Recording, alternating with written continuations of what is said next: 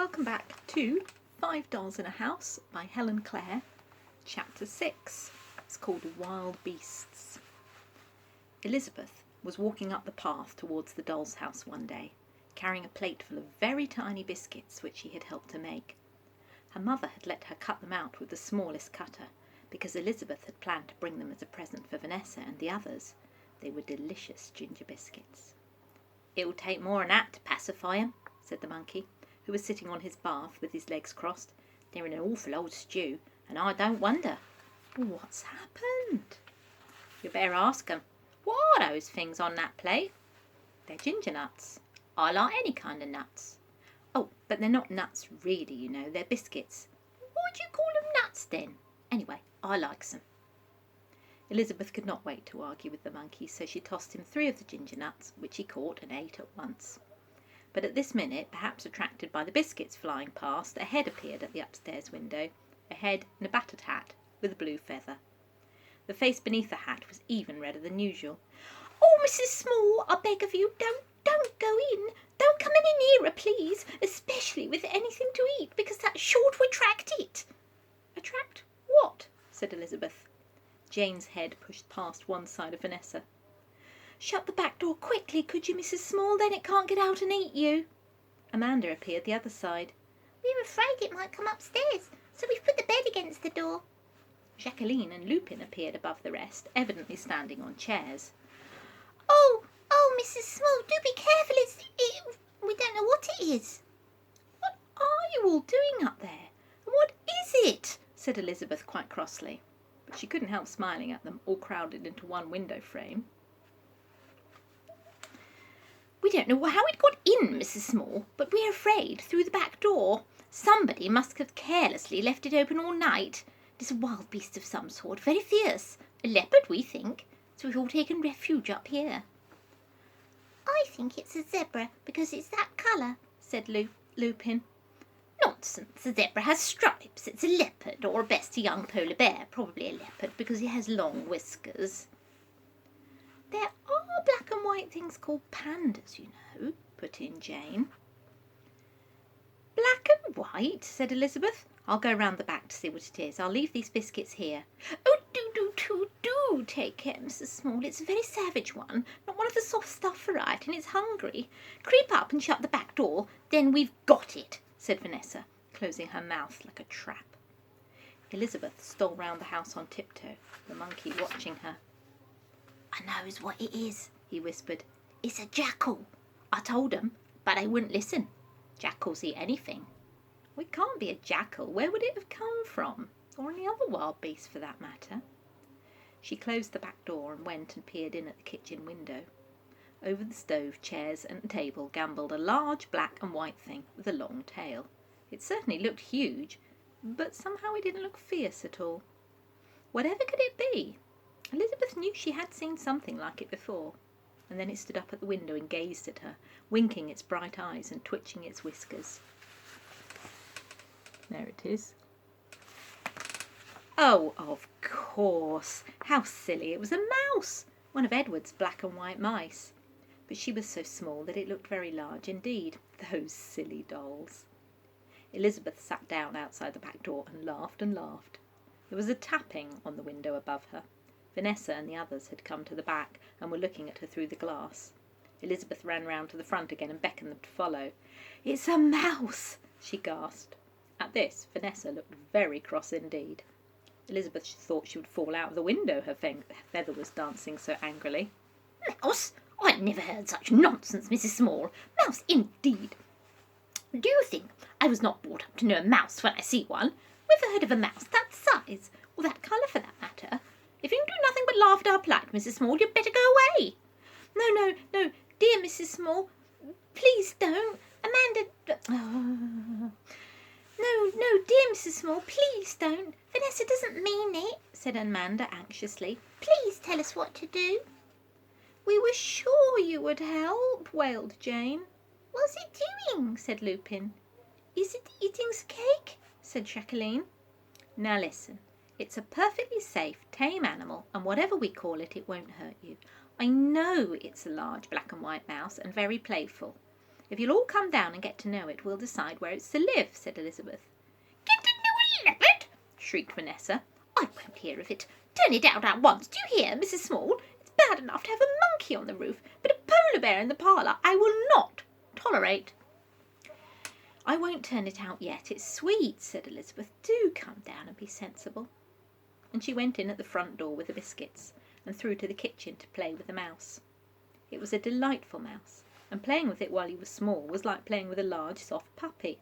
It was very pleased with the ginger biscuits, and was eating the second when the door opened, and Jane came in, followed by Amanda, Lupin, in her hat, as a kind of protection, she said, and Jacqueline looking all timid but trusting. Here you are, you sillies. Look, it's as tame as anything. Give it a biscuit, Jane. Oh, not a whole one, said Jane frugally, and she broke a biscuit in half, giving the mouse one piece and eating the rest herself. Soon they were all playing with the mouse most happily, dodging it round tables and chairs, pulling its tail, feeding it and stroking it. Amanda got on its back and rode it. In the middle of all this, Elizabeth suddenly remembered Vanessa. Wherever is Vanessa? She said. The doll stopped playing and looked very uncomfortable. She said she wouldn't have a whatever it was in the house, so she climbed down the fire escape and she's gone to fetch, said Jane. What? Said Elizabeth. A cat, we're afraid, whispered Amanda and Lupin together. Oh, goodness, how naughty of her! It'll kill the mouse, you know, said Elizabeth, feeling very distressed. We won't let it, said little Lupin firmly. We'll lock it out, and Vanessa, said Amanda. She'll get in by the fire escape, said Jane. Well, not if we get... Not if we get the window mended, which would be a good thing anyway, Mrs. Small, as a monkey disturbs Jacqueline with whistling at night, and also her head gets cold, explained Amanda. But it was too late. They heard the door open at the back, and there stood Vanessa, looking red with triumph and still as angry as a turkey. In her arms she held a cat on a cushion. Oh, help! Screamed the dolls. Catch the mouse! Quick, Jacqueline! Quick, Jane! Go away, Vanessa, please, said Amanda, and Lupin ran up to Vanessa and butted her with her head. Fortunately she had her hat on, which protected her a little. Vanessa glared at them all. This will soon settle matters, Mrs. Small, she said, one way or the other. And she put down the cat on its cushion near the fire. Elizabeth recognised it at once. It was her cat pen wiper, which Edward had made, and it consisted of a black velvet cat sitting on a lot of frills of flannel, which made the cushion. She felt very relieved, as she was certain the cat was not even alive, and anyway, it was smaller than the mouse. If anyone got killed, it would be the velvet kitten. The mouse went and sniffed at the kitten, making gentle darts at it with its whiskers. Then, to Elizabeth's surprise, the kitten arched its back, stood up, stretched, and ran at the mouse. All the dolls watched with open mouths, especially Vanessa, who had a large mouth, while the cat and mouse played with each other. That proves it, Mrs. Small, said Vanessa triumphantly, and closed her mouth like a trap again. There you go. One very large mouse and one tiny, tiny cat. Proves what? Said Elizabeth. It proves the creature is not a mouse, as you so foolishly said. If it had been, the kitten would have killed it. It equally well proves it's not a leopard or a polar bear, said Elizabeth with dignity. For if it had been, it would never have played with the kitten. Vanessa could think of nothing to say to this, and she stumped about the room, looking very sulky. Well, when are you going to take it away? She said. Oh, don't take it away, wailed Lupin and Amanda and Jane and Jacqueline. I won't have it in the house, especially now we've unfortunately got this cat. We must keep that. Well, you needn't. I could take the cat away. Oh, please let's keep both, said Lupin. No, I've always wanted a cat, Mrs. Small, because of the mice, you know, said Vanessa in a whisper. Do you have many mice, then? Said Elizabeth. Not yet, but you never know, do you? What can you suggest about that black and white animal? Well, I think it would do awfully well as an animal to ride, you know, or pull you along in a cart or something. Oh, yes, yes, said Amanda. We should be able to go out. Oh, do keep it, Vanessa, please, begged Jane and Lupin and Jacqueline. I'll make it a cage to live in the garden, began Elizabeth. If it's going to pull us along, said Vanessa firmly. It's a horse, and if it's a horse, it lives in a stable, not a cage. It's wild beasts that live in a cage, Mrs. Small, and rabbits, of course, live in hutches. As for mice, they live in traps, as everyone knows." "But it's not a mouse," said Lupin quickly. "It's a horse." "Then that's settled," said Elizabeth. "Come along, horse, dear, and we'll put you in the garden for now." "Oh, so kind of you to come, dear Mrs. Small. Do call again, and forgive my cross words about the horse, because I really have seen polar bears very like that without the black, you know, which might simply be a bruise."